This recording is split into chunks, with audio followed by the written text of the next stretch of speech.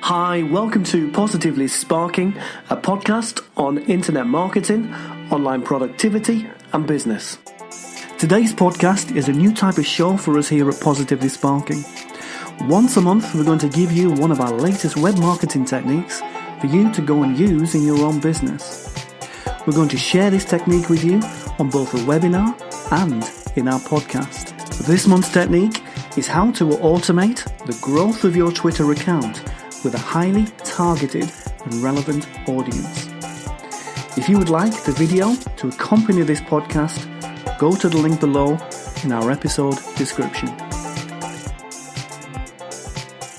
Okay, so hello everyone. We got a couple of new faces in here today.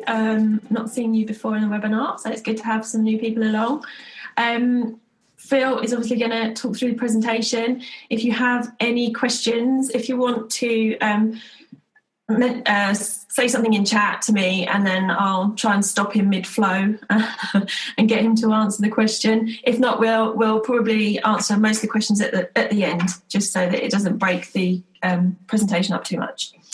Okay, we'll let Phil get on with the presentation. Okay, guys, good to see you all here. Thank you for coming today. What we're going to do is go through a little technique we use to grow Twitter accounts automatically to a large extent, and do so where we're connecting with people we actually want to connect with. So it isn't just random followers to get our numbers up. This is growing our account with people that we want to promote something to or connect with in whatever way. So there's kind of three main sections to what we're going to go through. The first one is a couple of concepts about Twitter and Twitter hours in particular. A manual way to go through Twitter and Twitter hours and grow your followers in a way that grows it in an audience that you want to be involved in. And then the third step is a way that we can go and automate that. So it all happens without us being present and having to do things every day. So as Joe just said, let her know if you have a question. You can ask it live in the webinar. If you do ask a question, remember to tell us your name, what your business is. Give us your web address as well, and you'll get some free promo, both on this webinar and also in our podcast. What we're going to do today is you're all going to be present on the podcast. You're all guests in many ways.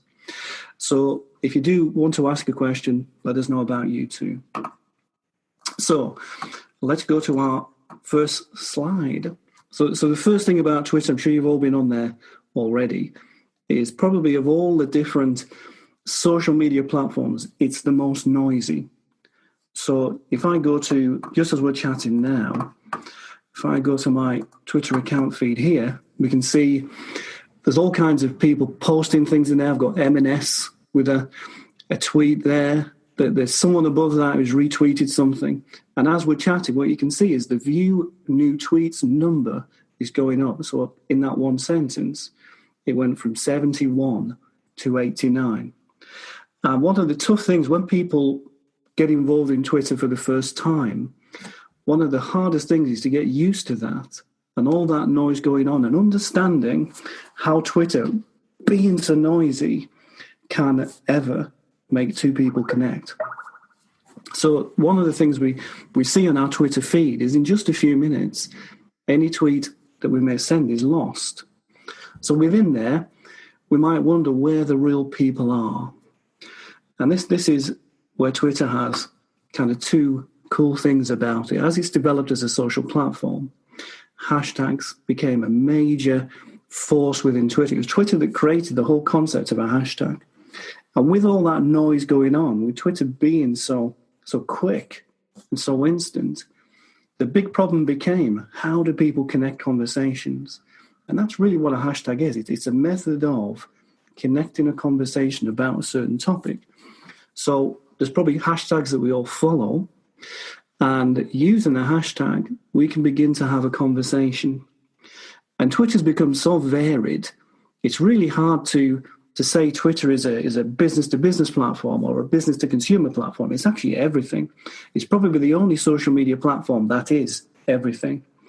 One of our clients is a university, and within that world of academia, there are even academics using hashtags on very off-the-wall topics to connect and have conversations.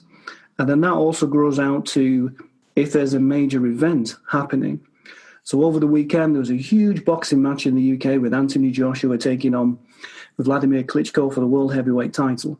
And what happened as it was going on and afterwards was Twitter was going crazy about that particular event. So it becomes all things. It's instant as a platform, but it also connects people through common hashtags, which are interests. Now, from that original idea of a hashtag, what has also developed on Twitter, especially in the UK, are hashtag hours, also known as Twitter hours. And what hashtag hours are a time and a place where people come together to chat about a specific topic. So there are two things that are important there. Number one, it's topic focused, but number two, there's a time given for this hashtag hour to happen. And if we think of what Twitter is, then when we're looking to find real people on Twitter, then hashtag hours, I believe, are our best way of doing that, because people will come to a conversation at a certain time. An automated social media bot will not do that. And a lot of Twitter is really automated messages going out, either retweeting something that happened a week or more ago, or retweeting something that someone else has happened, so people can stay present and constant about a specific topic. So one site that will help you begin to find hashtag hours which are relevant to you is hashtaghour.biz. And this doesn't have every hashtag hour on the internet within it, but it does have a lot. And what's quite handy is it separates them by day. So if you want to go to a hashtag on a Monday, hashtag hour on a Monday, you can see all the ones which are listed here. And as we look along, all the ones shown there for Monday, we can see how they separate into topics. So just looking there, we have Mums in Biz Hour. That's very, very specific to mumtrepreneurs and mums who are trying to create a business of their own. We have Enterprise Hour, which I guess is more about entrepreneurs and people who are launching businesses and looking for great business ideas. We have Harrogate Hour there, a very pretty town in the north if you've ever been there. Makeup Hour, I've never been to that one, probably need to go. We have 11s is there, we have Wine O'Clock, we have the Irish Food Party, Women in Biz, that's another one there focused on females in business. And we can begin to see how they begin to separate out. So if one of those particular hashtag hours was relevant to the market we're trying to reach, then a great way to use Twitter to connect with our audience is to go and find the hashtag hour that reflects it. There's so many on there. They're now happening outside of the UK as well. So even if you didn't find a hashtag hour which is relevant to you on this site, just Googling a couple of different keywords, putting hashtag hour on the end, putting Twitter hour on the end, will probably bring up some options for you. So let's have a little look at one that I do go to. Here we go. So being based down in Cornwall, I do go to this hashtag hour here. It's called Dutchy Biz Hour. Happens every Wednesday at 11 o'clock. And businesses who are either located in Cornwall or interested in doing business in Cornwall will attend this hashtag hour. And so two good things happen there. Number one, by me going along to it, I can get to see some of the real people that are active on Twitter, that attend this Twitter hour, and see some of the businesses which are out there trying to promote themselves in Cornwall. What I can also do is begin to look at the followers. And so if let's go back there, that is following, not followers. If I look at those 9,000 followers, I begin to get a nice list of businesses which are interested in attending this Twitter hour to have an interest in business in Cornwall or either based there themselves. And a very simple manual way to grow your Twitter account with relevant people is to simply find the hashtag hour click on the followers so you can see them all, and then just literally go through and click on follow.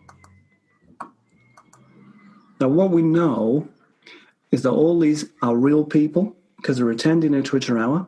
They're not automated Twitter accounts.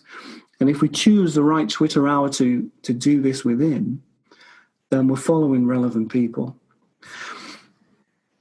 If we follow a number of people every day in that manner, a percentage will follow us back. That's really one of the concepts of how we can grow a Twitter account. Now, it puts a little bit of work on us. We probably need to go in there and follow 100 people to get 10 to follow us back. But one of the, I guess, courtesies of Twitter is that when we follow people, if they're actively watching who follows them, they will follow us back, and there's a connection is made. So just taking that concept into your mind, just remember that, and we'll come back to that in a little while and begin to see how we can begin to automate such a thing. So I'll just run through my slides here because we've gone through quite a couple there.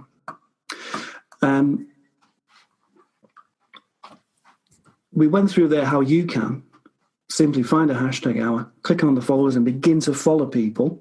So you're growing your account. Then if we were to look at an automated way to do that, how would it look? Well, the first thing we might need is a tool that can open itself up into our Twitter account and begin to follow people on our behalf with a very specific setting that we give it. So let's look at such a tool. If I show you this here. So this is a tool called OwlLead. And OwlLead is a pretty cost-effective, paid-for tool that will follow on our behalf the followers of any Twitter account we give it. So what you can see here is all the ones that I've kind of trialed OwlLead on. And DutchieBizHour, which we've just seen there, was pretty good for me in the sense that it had a 9% follow back rate. So when we're talking before about how we might need to follow 100 people to get 10 people to follow us back, if we have a 9% follow back ratio, then every 100 people we follow, 9 will follow us back. And different hours, dependent on how active they are, dependent on how you are relevant to what they're about, will give you a different conversion ratio on people that follow you back. So we can see here that Truro Hour had a pretty high percentage, but the scope of it wasn't too big. So what scope refers to is how many people within the followers of a Twitter hour are actually active and real. So if there's lots of accounts which are dead and haven't been posting in a while, your scope would be quite small. And what we see happening is we get a number of people that we have following us back from having OwlLead follow everyone within an account on our behalf. So you can see here that Cornwall Hour was pretty good for me. It got me 900 followers overall. And right now I'm doing this on the Southwest Hour. So I kind of opened up and I've gone through all the different Twitter hours in Cornwall and pretty much exhausted them. So now what I'm doing is focusing on the southwest of the UK in a different way. Now, I might also go and look at following entrepreneurial hours or maybe even Twitter hours which are relevant to companies trying to do their own web marketing. That would probably be a great market for me. But the concept here is that we look to find the most relevant Twitter hours we can, and then we ask OwlLead to work on our behalf. So one thing we have to watch for when that happens is that we have a ratio between who we follow and who follows us back. So if we look at my account here, what we can see is that I have 2,894 followers, and I'm also following 2,225. Now that ratio right now is okay. But if I begin to follow a lot more people than follow me back, then two things happen. Number one, it doesn't look great for my brand. And number two, Twitter doesn't like that either. And if we get to the point where we're following significantly more people than follow us back, Twitter actually prevents us from following anyone else until we've corrected that balance. So we also need a tool that's going to help us control that ratio between followers and following. And the one I use for that is a tool called Crowdfire. Now, there are lots of tools out there that do this. I know Joe uses a different one, but this is one of many that will let you control who you follow that doesn't follow you back. And secondly, anyone within your following, or that you are following, that hasn't tweeted in a while. So it's pretty much a dead Twitter account. So when we log into Crowdfire, we log in with our Twitter account, and it then goes through all our account there, and it begins to segregate people out. So we can see here on the left-hand side, I have a nice list of 145 Twitter accounts that I am following that aren't following me back. And when we use a tool like Owllead, most of those are going to be Twitter accounts that Owllead has followed on my behalf. So using Crowdfire, dead simple way to clean that up is to just simply go down that nice big minus button there. And that's actually one of the reasons I like Crowdfire so much, is I can very quickly just go in and clean up people who are not following me back and just literally kind of minus them off there. I have a comment while you're doing this. Go for it. Now I know when I'm looking at your Twitter account why I'm having to follow people again because you're unfollowing them because they're not following you back. It's all right. There you go. For example, people that we mention in the podcast that I think, we should follow them. There you go. And you've just unfollowed them all. I have, and that is because I am pretty brutal. You're right. I go in there and I just literally minus them off because I'm conscious of that ratio. But what we could do, for example, because you're bringing up a great point there, is within Crowdfire and other similar apps, we can create a whitelist. So if there's a certain account that we don't want to unfollow, we put it into there. Yeah? And that would be a great thing to do. Live on the webinar, Joe, you're thinking of a great new task for us to do. Whitelist podcast guests. Emma has a question. Go for it. Hello, everyone. So Emma Crabtree, redboxbusinesssupport.com. My question is, while I think about it, is there a time scale for unfollowing everyone? Does Crowdfire say, okay, well, you followed this person 3 months ago, now let's unfollow them, as opposed to you only followed them 3 days ago, now let's unfollow them? Yeah, great question, Emma. Yes, there is. And so Crowdfire will give you the option to list people who you followed a month ago, or 2 months ago, or 3 months ago. And what it'll automatically do is list those people in order of time. So the one at the top is the account you followed the most time ago that never followed you back. Okay. And you're right in the sense that you don't want to be unfollowing people who you first followed 2 or 3 days ago. The minimum time to leave is 30 days. So is that the 15 hours, 17 hours that you're seeing on the right-hand side next to your delete button? Yeah, so that is the last time they tweeted. Oh, that's the last time they tweeted as opposed to when they followed you or when you followed them.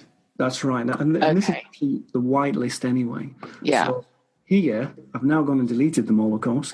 But what we'd see there is when we first followed that account and how long ago that is. Okay.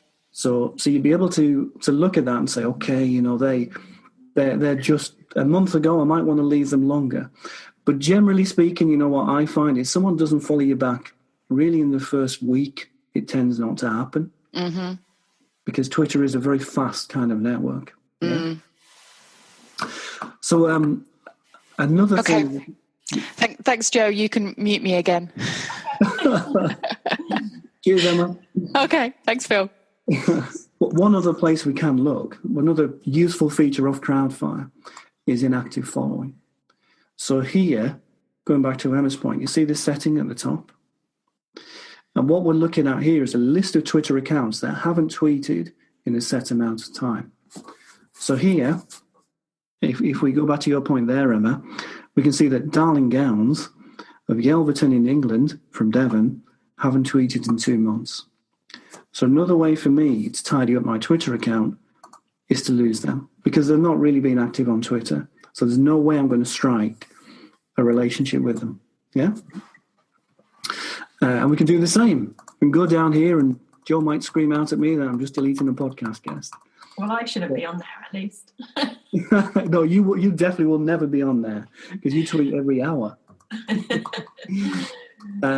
So using those two tools, really the key point is if we think of our lead and what this can do for us, where it follows people on our behalf, and then we also combine that with Crowdfire, we have a really cost-effective and simple way of growing a Twitter account with relevant followers in a very automated way. And when we compare that with the usual activity that social media people or social media agencies might do, it's a huge time saver. Emma has another question. Go for it. Sorry. So do you think it's worthwhile doing Crowdfire first, getting Crowdfire to look through your account so you can get rid of all the time wasters, if you like, yep. and then go over to Our Lead and get them to have a look at your account so your account is clean, if you like. Yep, I think that's a great way to do it. Start with Crowdfire, see how real your account is, because that's really what Crowdfire does. It's kind of telling us, look, these people aren't following you back. These people are not tweeting at all. And it has some pretty useful other features as well. I mean, I don't want to go too much into Crowdfire today because it could be a webinar on its own, but we do have things like copy followers there. We can follow keywords, which are really hashtags. And so we can also use it to grow our account as well. So, I think that's a great thing to do, is to begin with Crowdfire, clean up your account, and then kind of engage Our Lead with the most relevant kind of tag hours you can. The way Our Lead works is you pay per number of followers it tries to win for you each month. Mm-hmm. So on the first account, you can follow one hashtag hour in that month. You go to the second level account, then it's 2, and then 3. And this all starts at $10 a month. So as a cost-effective method of running your Twitter growth, it's pretty good. It's tough to beat. And just one last thing before I mute myself again is if you're new to Twitter and have quite a low number of followers or low number of following, is there a period that you should leave it? Sort of, if your account's running for 3 months, then you can do your admin, or should you leave it for a bit longer? Do you have any advice on that? Yeah, I mean, all that would mean doesn't mean you can't use Our Lead, but it does mean that you have to be really careful with that ratio between following and following. So it's going to be smaller. And so what I would do with a brand new Twitter account is do the simple things first, like Twitter, for example, will integrate with Gmail or whatever email platform you use. Email everybody and get them to follow you. You can do the same if you're on other social media platforms. Can you move people across? And try and get up to at least a few hundred using those methods first. And then from that point, then you can start to look at ways to grow. But keep a really good close check on that ratio overall. Okay. Yeah.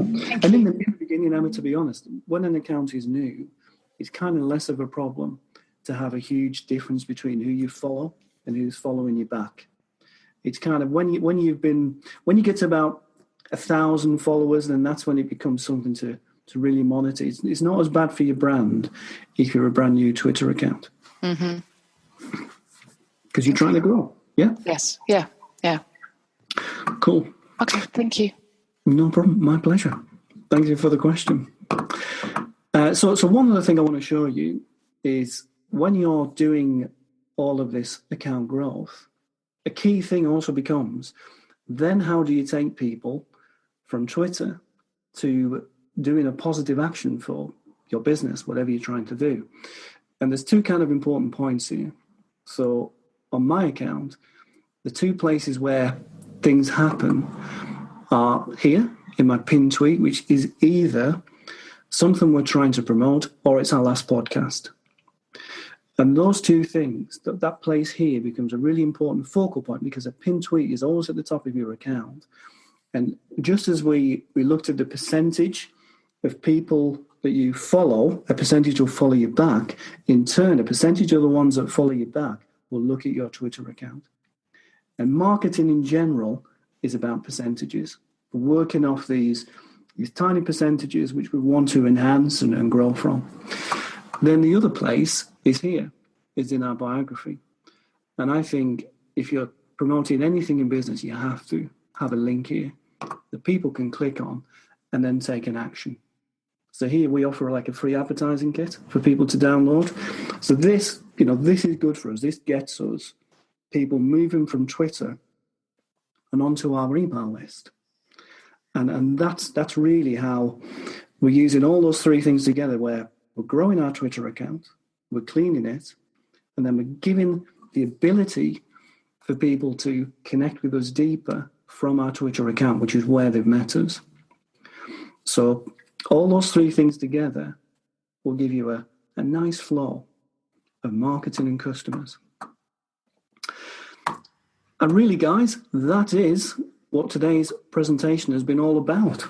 So Emma's asked a few questions. Anyone else with some questions there?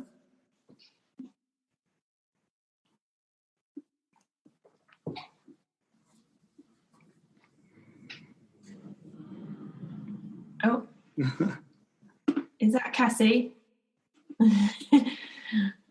There you go. You can ask away. Hi. Actually, not a question. Just to say that's really, really, really useful. I've only just gotten onto Twitter, so I'm that brand new account that is trying to figure out how to use it. Not being a particular fan, but knowing that it's important, and that's just going to make my life a hell of a lot easier. So that's really, really useful content. Thanks, guys. Cassie, that's great to hear. And you're being a brand new account, you are someone who can come back and tell us how this all works. Yeah, I hope so. Yeah, fantastic. Good stuff. Thank you for coming. Oh, and actually just a question. With the hashtag hours, that's very UK based. Do you know if that exists more globally? Are there other sites? There are other hashtag hours across the world, really. Mm-hmm. I would start just Googling. From whatever country you want to target, if you Google Twitter hours or hashtag hours, because they're called both, that's maybe the confusing thing. So Twitter hours and hashtag hours. And you're right in the sense that the UK has really got into them, really got behind them. But they are appearing across the rest of the world now. Great.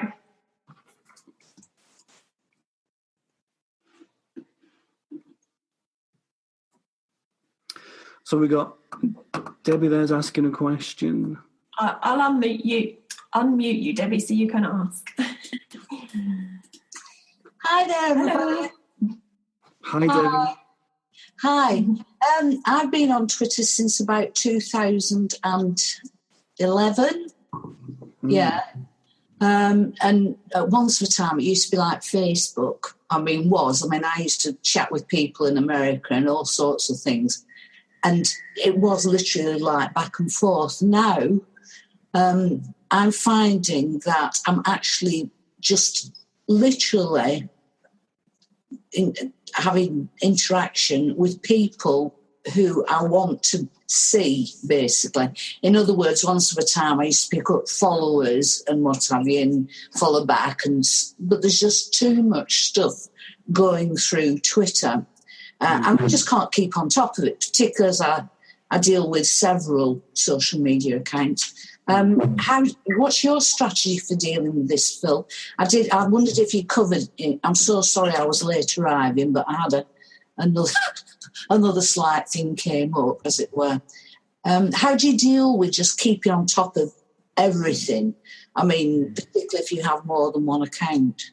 It's a great point, Debbie. It's a really good point. And what we looked at in the beginning was that very point where Twitter is so noisy. So because it's a public network and it's instantaneous, Twitter is all about the moment.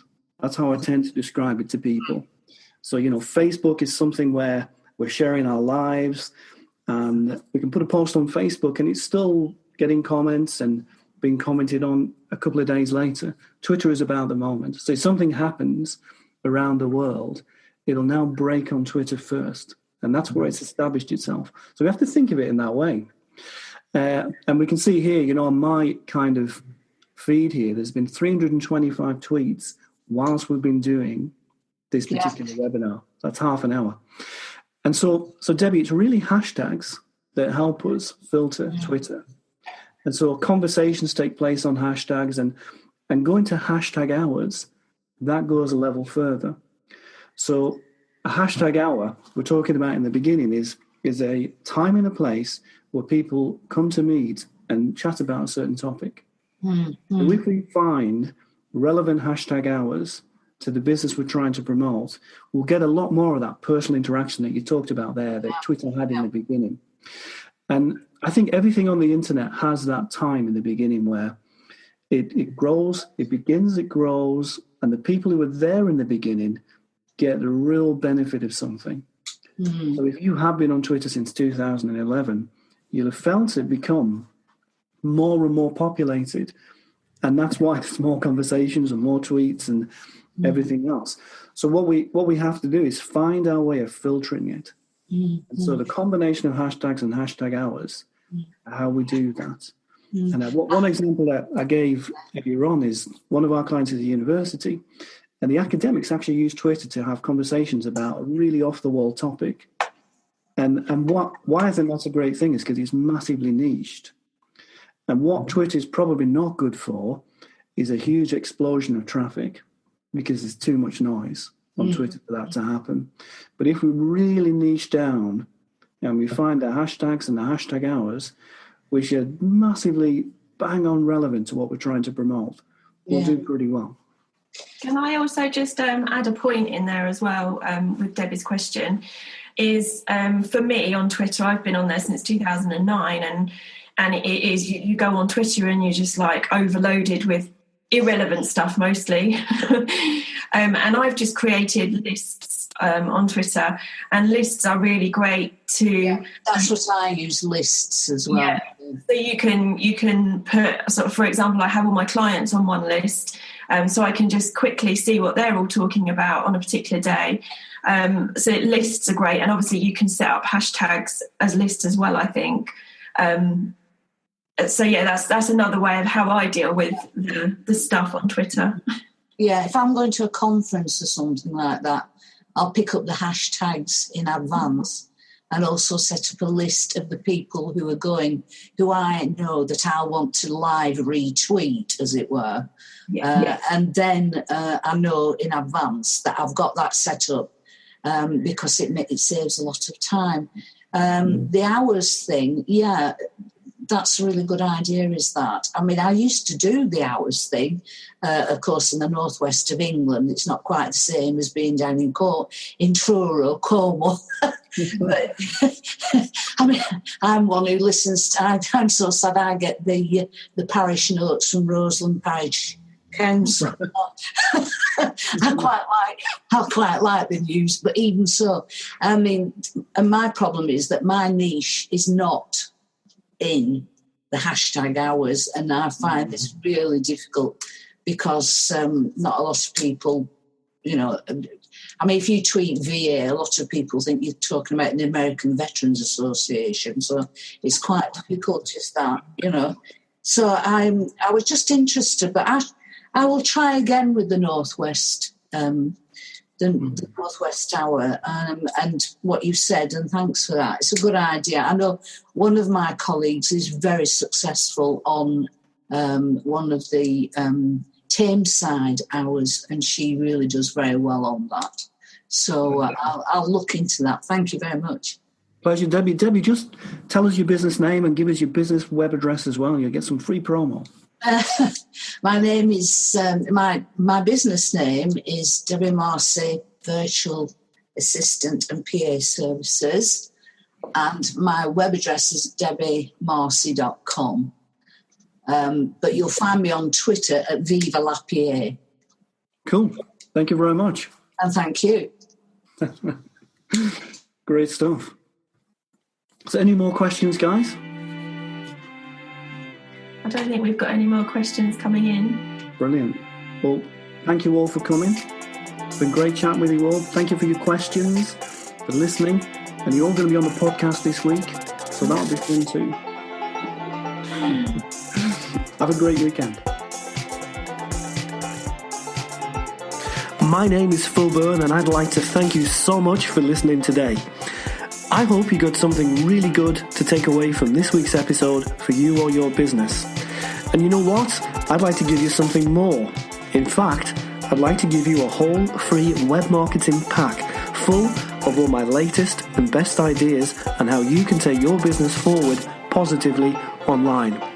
Download your pack at positivesparks.co.uk/pack, and most of all, guys, look forward to seeing you again next week.